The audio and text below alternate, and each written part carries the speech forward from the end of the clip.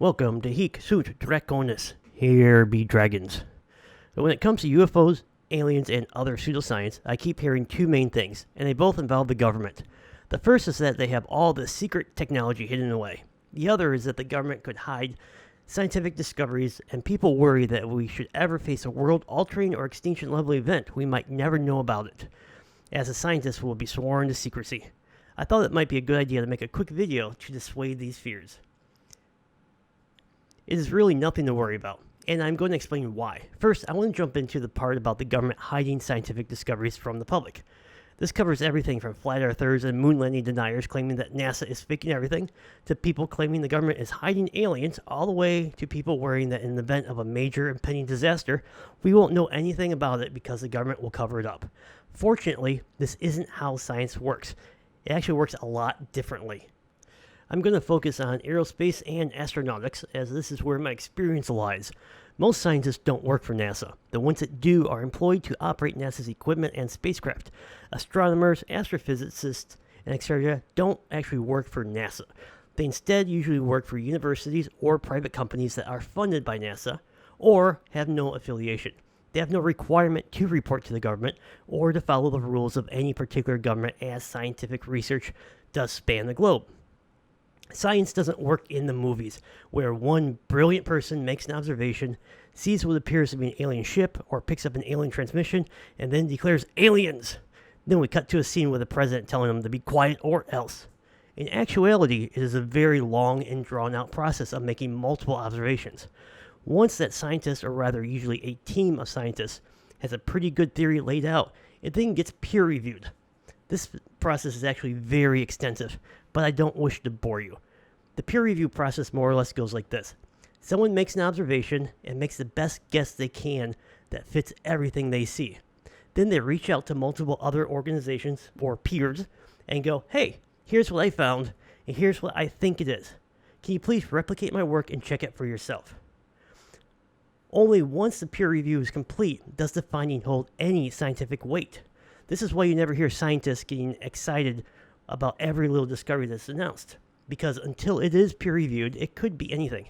And many times, especially when it comes to aliens, it is always found to be anything but aliens. Here's the thing, that peer review process involves multiple teams at multiple public universities or private companies, and yes, along with government-funded labs, in multiple different countries. Keeping this information completely secured and away from the public when it is going through people that have a love for knowledge and a love for spreading that knowledge is going to be nearly impossible. However, as technology increases, so does the method of peer review, and most peer review is currently done in public areas, mostly on public websites, making it even harder to hide. The very nature of science makes the ability to conduct science and keep it secret almost impossible. Sure, it does happen in small research projects, but those aren't major breakthroughs. Even small discoveries usually require hundreds or thousands of scientists and researchers in a wide variety of roles, which means keeping a lot of people whom the government has no real control over silent, including those people that aren't even citizens of the government trying to enforce the secrecy.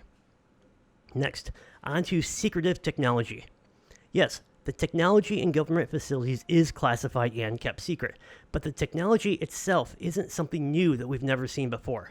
Just how that technology is being used is the secretive part.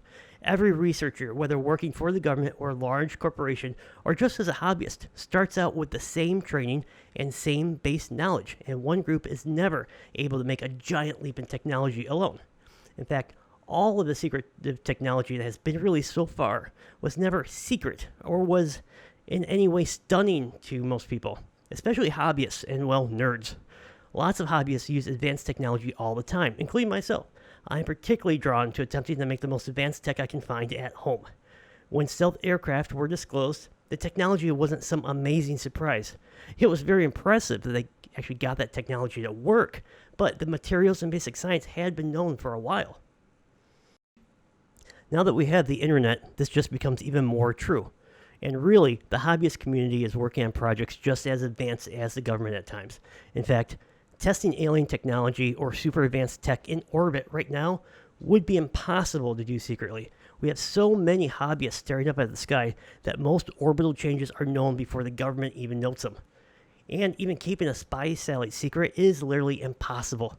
As soon as it is launched, someone will figure out what orbit it is going to and what use it will mostly have, which, when combined with freedom of information requests, usually takes out most of the secrecy of the project within months. A lot of the time, hobbyists are even ahead of the government in terms of tracking objects in orbit. A quick look through a technology blog like Hackaday will show you many technologies that hobbyists are playing with, such as invisibility cloaks, and some have even made electron scanning microscopes, which are able to image individual atoms using buzzers. You know, those little black things you see on musical greeting cards that play out little 8-bit tunes?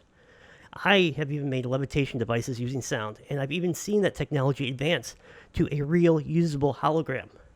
In fact, I will be doing a DIY on a simpler, cheaper ultrasonic device very soon, which uses only 2 transducers than well over 50. The beginning of this video looked at how research is done, and the same applies to technology. It is all done in the public eye, where the public can find it. Most of the time, it is done by private organizations looking to profit off of it. And yes, the government might advance it a bit or find a new way of combining existing tech. But no super advanced technology can exist and just be kept secret. If we were given access to secret US bases today, I would bet that most of the tech we see is the same thing being used by most of us every day. In fact, governments tend to stay away from cutting-edge tech. It is unproven and has issues we don't know about. So it is preferred from an engineering point of view to adapt older technology that has been proven to more advanced tasks. One point I love to bring up is to look at prior leaks. Bill Clinton, Snowden, WikiLeaks. It is proof that government secrets don't stay secret for long. And if the government can't even keep a blowjob secret, how do you intend to keep an alien spaceship secret? Finally, I just want to note that military runs on funding, which means having reasons for that funding. Hiding a real alien threat does nothing for the military. In fact, exposing it and saying, look at that super scary thing, we need more money and more bodies, is the best route. Unless you honestly believe the world leaders are happy to just lay down and die in some eventual alien attack, rather than to face some potential unrest. Unrest would be coming regardless, and survival is quite a motivator. So, hopefully this quick video can relieve some of the fear people have over not knowing what the government is creating in secret labs, or that we might be facing an alien invasion or asteroid strike and never even know about it.